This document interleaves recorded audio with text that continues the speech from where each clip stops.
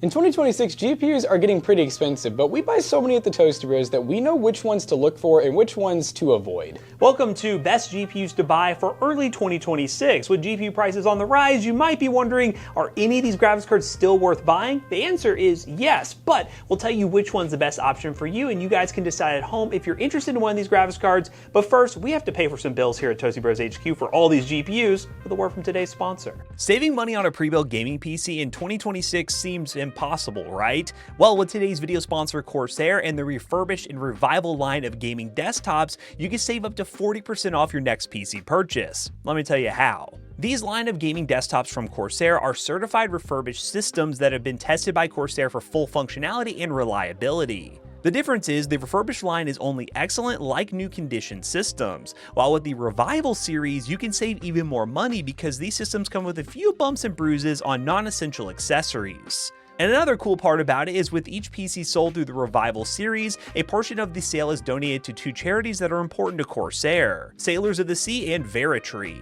We're all about saving money here at the Toasty Bros, and you guys should be too. Take a look at Corsair's inventory of refurbished and Revival PCs by using the link down below. And big thanks again to Corsair for sponsoring today's video. Now, let's get back to it, shall we? Now, a quick disclaimer, we're going to be starting off with only new GPUs. That's going to be a majority of this video, and then at the very end, we will give honorable mentions to used GPUs and what prices you should look for when buying used. But to kick things off, we're going to start off with a pretty budget option from Intel, the Intel Arc B570. So the Intel Arc B570, back then as a card we didn't really recommend that much, but it kind of snuck in because it has gotten really cheap. This card is about $200 to $250, and it has 10 gigs of VRAM, which is pretty crazy. And this card is awesome for 1080p and even some light entry-level 1440p gaming. And if you're wondering where it performs, it's a good amount better than something like an RTX 3050 6 gig, which if we're being honest, not very good bang for buck because that card is almost the same price, if not more. And then the RTX 5050 is $300+ at the moment, and this GPU, it slots right in between those two really well. Now, this GPU being budget pairs pretty well with quite a few builds. We do recommend going a little bit newer on parts, maybe something like a Ryzen 5 5500 or maybe like an i5 12400F. Those are both really good budget CPUs,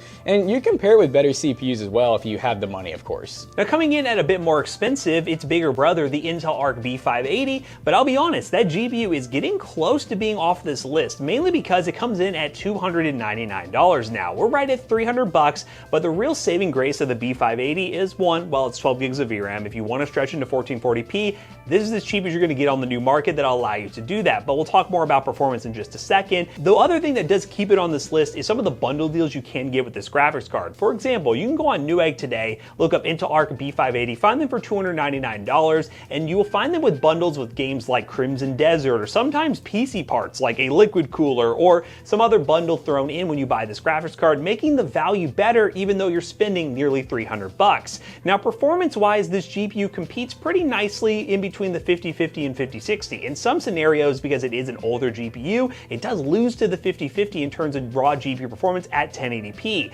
but it does well at 1440p, maintaining solid FPS at medium settings, around 60 FPS in popular titles. And if you are looking for a GPU with a good VRAM buffer, you really care about that, and you play games that do need that VRAM buffer, you can build a really nice PC with this graphics card still and pair it with a good mid-range platform. So again, similar to the B570, 12 Gen Intel is good price to performance. You could even get into some of the entry-level ultra stuff as well. There are good combo deals to do that, and maybe there'll be a video in the future where we talk about the best combo deals on the market, because there's a lot of them out there that are really good to take advantage of, and pair with like a Core Ultra 225F for really good all Intel performance, or go AM4 as well and go down the 5600X 5500 rabbit hole to get a good price performance PC. Now, next up is a card that performs ever so slightly better typically than the B580, even though it has 4 less gigs of VRAM, and that is the RTX 5050 from NVIDIA. So this, of course, is a much newer card, and because of that, it has some newer technologies like DLSS. This card's typically around $300, although I will say there was a time when it was down to like $250, so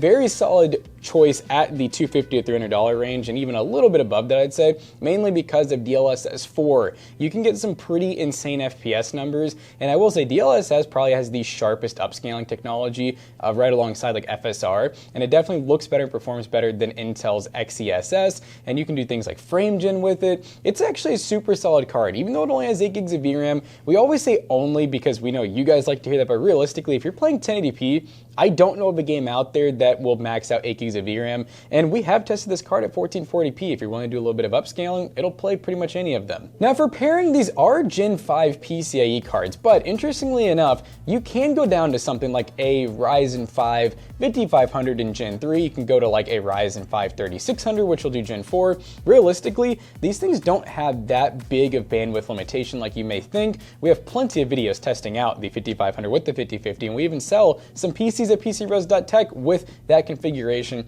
Super solid. And if you want to go newer, I'd say something kind of similar like the B580 recommendations, you know, something like a 5600X or a 7600X, a 9600X, basically having a good upgrade path so later on you can take this GPU out and put something better in. Now next up is the RX 9060 XT 8GB, coming in at an average price of $340 to $350. I will say that price is kind of sad because originally this was a sub $300 graphics card and it competed very nicely with the RTX 5060, in some scenarios being faster than it. And the reason we love this GPU is because it just does everything you want to, and it's a good step up over the RTX 5050. At 1080p is where this graphics card will shine, but that doesn't mean if you're okay with FSR, you can stretch into 1440p gaming as well, as long as the VRAM allocation in that title will allow it, and you have no problems playing medium-high settings in all your popular titles. Now this GPU pairs very nicely with, again, some AM5 options like the 7600 or the 9600X. Those are really good pairings to go with this modern GPU, or you can throw back to AM4. We actually did a video where we tested this GPU with a Ryzen 5 5500 for the cheapest possible 9600 XT build,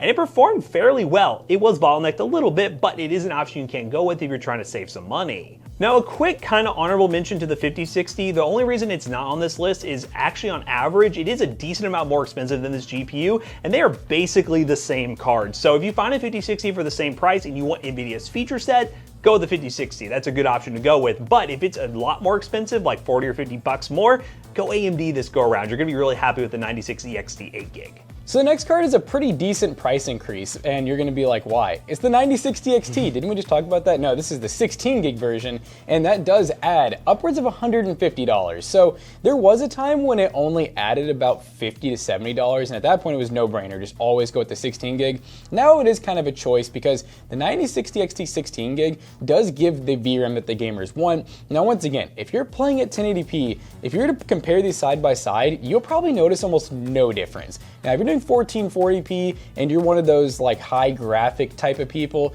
in short, getting the 16 gig version of the 9060 is a great choice. $450 though, that is something to consider because that's kind of hitting that like mid-range GPU point. You're definitely getting mid-range VRAM, but keep in mind, it is still a 9060 XT. You're just getting double the VRAM. So at the end of the day, this GPU is going to pair, I would say, much better with something like a 9600X or Intel's newer offerings like a 14400F or maybe even going Ultra. Definitely worth giving a try because you're not going to be upset with either one. You're going to get really good 1440p level performance for not too bad of a price.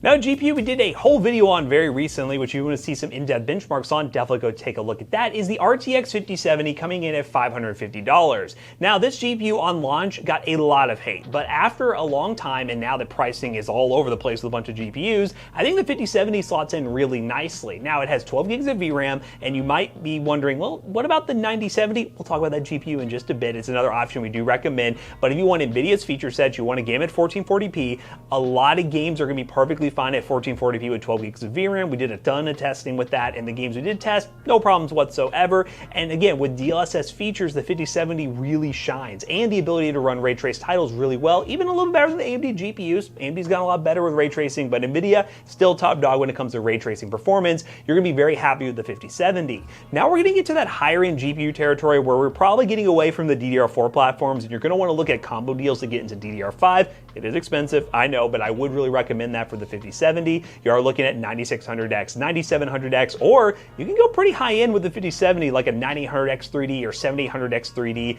or a higher end Core Ultra 5 or 7 CPU, and you'll be very happy with the balanced performance.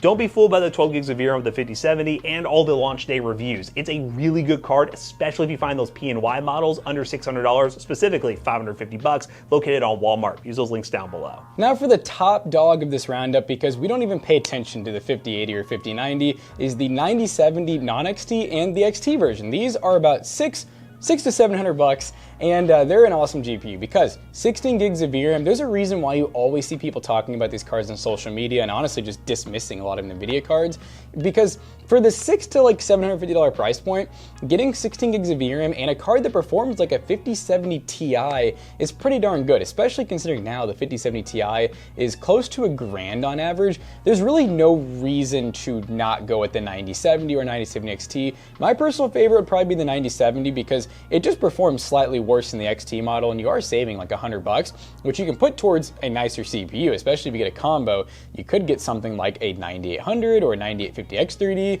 but you can also go pretty low with these too. If you're mainly gaming and you're doing the god tier res of 1440p, something like a 9600X or Intel Ultra 5 actually pairs beautifully with these CPUs, especially because they run in Gen 5, and you'll have no problems getting way over 100 plus FPS in like every title. You can even run higher settings. It's just a god tier GPU. Now, some quick honorable mentions for the used GPU market, because the used GPU market is something you should consider, albeit it is not as good as it used to be. First up is the RTX 3070, a GPU that you could find between $200 to like $220. That's normally a good price performance option for this GPU. It's basically slightly slower than a 5060, in between a 4060, 5060, but you get it for $100 to maybe $150 less. Definitely a card to take a look at. Now, next up is the 2080 Super that is typically going to be $200 or less. Matt and I both had this card for a long time. Also 8 gigs of VRAM. Just performs a little worse than something like a 3070, and it is an amazing card, and it's slightly cheaper. It has ray tracing, it has DLSS support.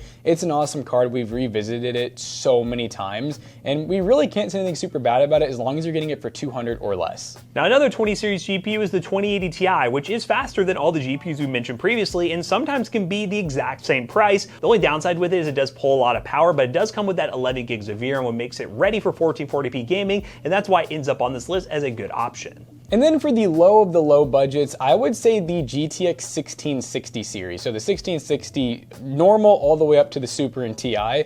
These are typically going to be just right around $100 baseline, and they're 6 gigs of VRAM. They'll play most games still at 1080p just fine. You may have to go with some lower settings, but I don't think there's a game out there that they just won't launch. You should be able to play pretty much everything still, and they still have driver support. So if you guys want to buy any of the GPUs mentioned in today's video, links in the description down below are affiliate links, and they will help us out. Let us know what GPUs you guys are buying in early 2026, and how hopeful are you that GPU prices might get better throughout this year? I want to hear from you guys in the comments down below. So guys, we hope you enjoyed today's video. If you did, make sure to check out our other 2 YouTube channels and also our twitch.tv/toastybros, and do not forget to like, comment, and subscribe. See you guys on the next one. Bye-bye. Now, if you don't want to have to do all that thinking about which GPU to get, just check out PCBros.tech, because all those pairings we were talking about, we've already done. PCBros.tech, we got our staple builds that have been well thought out with these GPUs in mind, or you can buy one of our one-off customs that is a 101 that you can get today. Use code ToastyBros on checkout. You will save 3% on your next purchase. See you guys later. Bye-bye.